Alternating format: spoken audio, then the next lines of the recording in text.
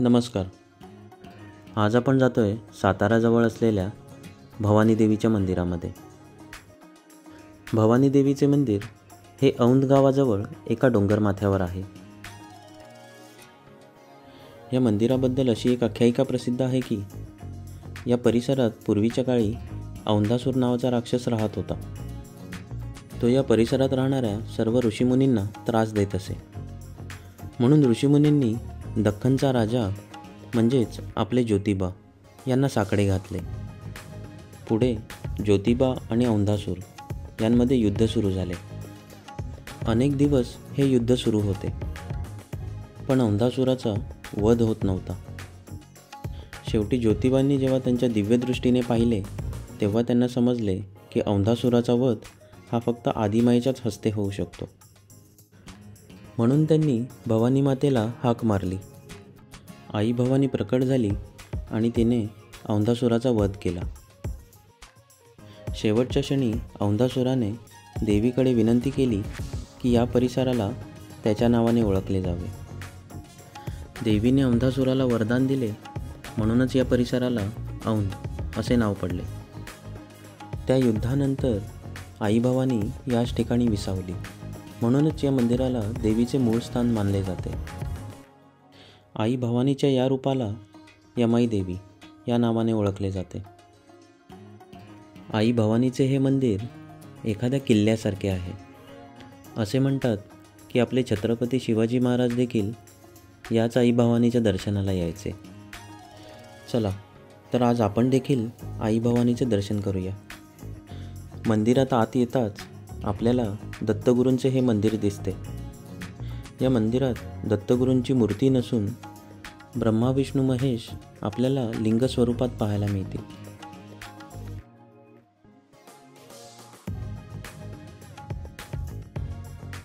या मंदिराच्या कळसावर आपल्याला अनेक देवी देवतांच्या मूर्ती बघायला मिळतात. या मंदिराचे एक वैशिष्ट्य म्हणजे देवी भवानीच्या गाभाऱ्यासमोर बसलेली ही नंदीची मूर्ती. या मंदिराच्या गाभाऱ्यात यमाई देवीच्या मूर्तीसोबत शिवलिंग देखील आहे. इथे दोघांची एकत्र पूजा केली जाते.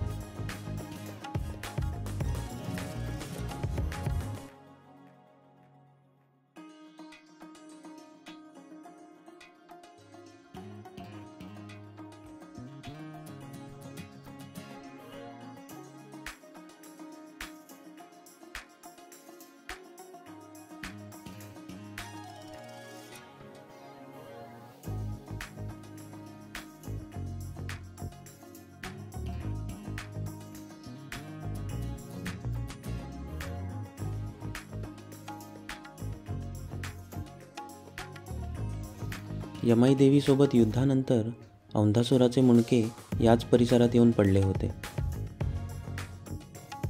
या मंदिराचे अजून एक वैशिष्ट्य म्हणजे इथे असलेले हे फिरणारे खांब. असे म्हणतात की मनात एखादी इच्छा धरून हे खांब फिरवले की ती इच्छा पूर्ण होते.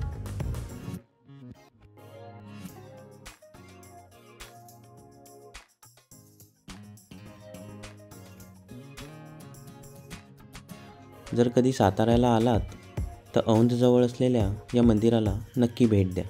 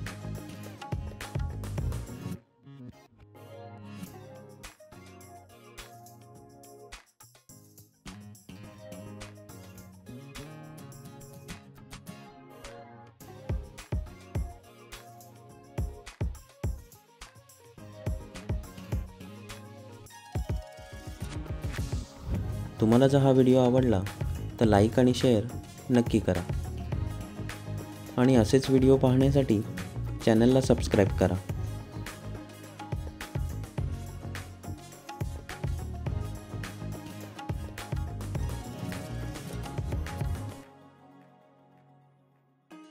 चला तर आता भेटू पुढच्या व्लॉगमध्ये.